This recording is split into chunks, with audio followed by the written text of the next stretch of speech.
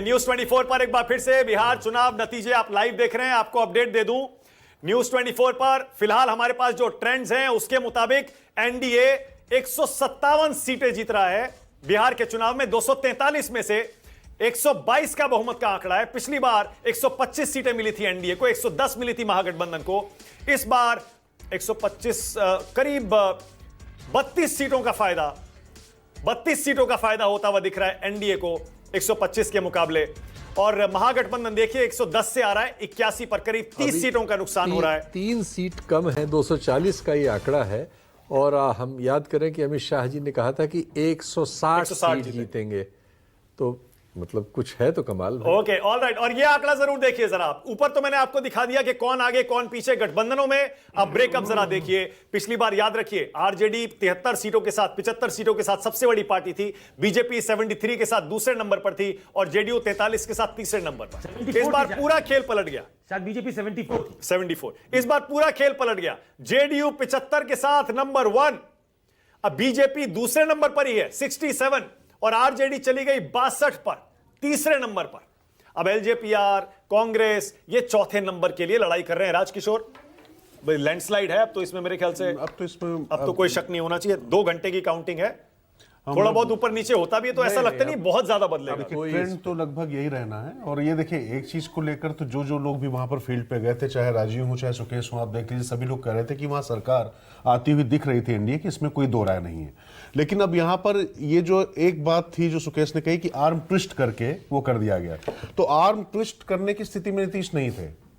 BJP को पता था कि नीतीश को पीछे रखने में नुकसान होगा। मैंने आपसे कहा, अमित शाह नहीं, मैं वही कह रहा हूं, अमित शाह वहां पर जब बैठे, उनको जब पता चला, जब फीडबैक ले रहे थे लगातार वहां पर, तो मैं इसीलिए मैं आपसे कह रहा था ना कि एनडीए की सबसे बड़ी ताकत ये रही कि वहां पर एक दल ऐसा था जो न्यूक्लियस में था, जो सारी चीजों को कंट्रोल कर रहा था। और यहां पर स्थिति हो गई थी महागठबंधन के पास कि आगे नाथ ना पीछे पगा। यस, कोई किसी को कंट्रोल करने वाला नहीं था, सब एक दूसरे से आगे निकल रहे थे। यानी एक बड़ा ताकतवर भाई जरूरी है गठबंधन में। नहीं, जरूरी है। और दूसरी बात यह है कि उसमें उसको ये इंश्योर करना था कि वाकई एनडीए के लिए अगर चुनाव लड़ रहे हैं तो हमें एक एक सीट जितानी। उनको इस बात से असर नहीं पड़ना था कि जेडीयू सबसे बड़ा दल हो रहा है कि नहीं हो रहा है, क्योंकि पिछली बार का नुकसान वो देख चुके थे कि अगर ये चीजें होती तो दिक्कत हो सकती है। तो इसलिए एनडीए इस बार इस बात को लेकर बड़ा मुतमईन था। इसलिए उन्होंने नीतीश को लगा कि नीतीश के लेकर कंफ्यूजन होता तो नुकसान होगा, तो उन्होंने उसके बाद उसको। अब राजीव मुझे एक बात बताइए, याद करिए जरा, एनडीए छोड़ा नीतीश कुमार ने, नरेंद्र मोदी सांप्रदायिक हैं, गुजरात दंगों में उनका नाम था, इसलिए 2014 में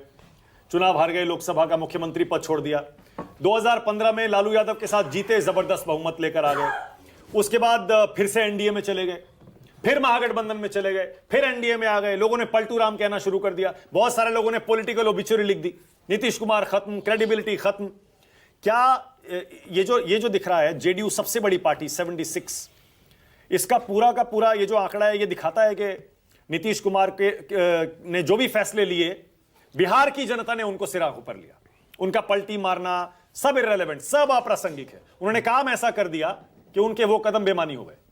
तो मैं आपसे बार बार ये कह रहा हूं कि इस बार मैं बिहार गया, लोगों का ये कहना था हमको इससे कोई मतलब नहीं कि नीतीश कुमार आरजेडी के साथ जा रहे हैं कि बीजेपी के साथ जा रहे हैं। इस बार नीतीश कुमार मुख्यमंत्री होने चाहिए, चाहे बीजेपी का सपोर्ट से बने चाहे आरजेडी का, हमको इससे कोई मतलब नहीं, लेकिन सीएम नीतीश कुमार चाहिए। क्यों? देखिए, नीतीश कुमार ने कभी कोई कम्युनल पॉलिटिक्स नहीं की, कभी हिंदू मुसलमान का उन्होंने मंच से कभी कोई बात नहीं की। मुसलमानों के लिए जितना काम उन्होंने किया एनडीए के किसी नेता ने नहीं किया, एनडीए के किसी नेता ने नहीं किया, किसी मुख्यमंत्री ने भी शायद न किया। नीतीश कुमार ने अगड़ा पिछड़ा जातिगत समीकरण बंद कमरे में और उसको आगे बढ़ाना वोटों के लिए अलग बात है, लेकिन मंच से अगड़ों के बारे में, पिछड़ों के बारे में या जाति के बारे में या ऐसा कोई फार्मूला देने के बारे में ऐसा कोई उन्होंने काम नहीं किया। तीसरी जो सबसे इंपॉर्टेंट बात है, उनकी ईमानदारी की जो बात है वो है, देखिए एक इंटरेस्टिंग जो मैं सोचता हूं, जो लोग कहते हैं पलटू राम और नीतीश कुमार, ऐसे मेरे सोचने में ऐसा लगता है कि 2009 में आडवाणी जी जब प्रधानमंत्री पद के उम्मीदवार थे और नीतीश जी उनको और अटल जी का बहुत सम्मान करते थे, दुनिया जानती है। इंडिया में अब कोई दूसरा नेता था नहीं। 5 साल तक सुशासन और गवर्नेंस के बाद उनकी ये इच्छा थी कि अगला जो लोकसभा, मुझे ऐसा लगता है कि उनकी इच्छा थी कि अगला लोकसभा चुनाव में एनडीए अगर उनको प्राइम मिनिस्टरियल कैंडिडेट घोषित करे तो शायद वो अच्छा करें और देश को भी एक गुड गवर्नेंस का दिखाएं। शायद इसलिए 2013 में उनको झटका लगा जब नरेंद्र मोदी को बीजेपी ने आगे कर दिया। उन्होंने सोचा अगर बिहार का सीएम ही रहना है तो आरजेडी क्या बुरा है, अगर तो वो मुझे लगता है कि इसलिए उन्होंने बदला।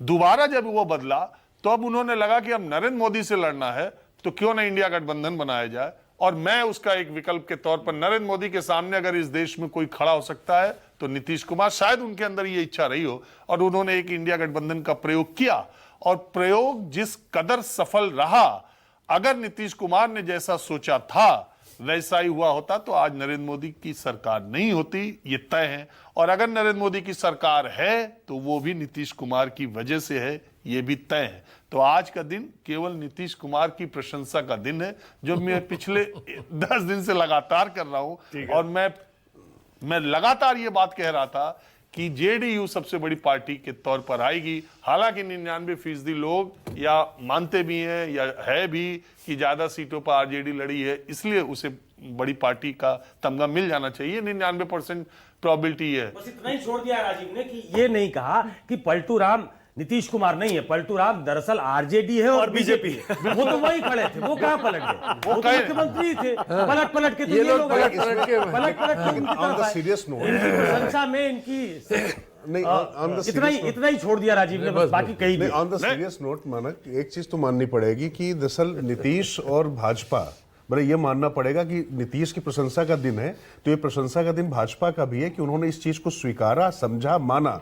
वो उनकी अपनी महत्वाकांक्षाओं के बावजूद उनको पता था कि जीतना आवश्यक है और जीतने के लिए उनको पता था कि नीतीश कुमार चाहिए, और हर जगह नरेंद्र मोदी, अमित शाह ने उस चीज को आगे बढ़ाया। ठीक है, ओके। अब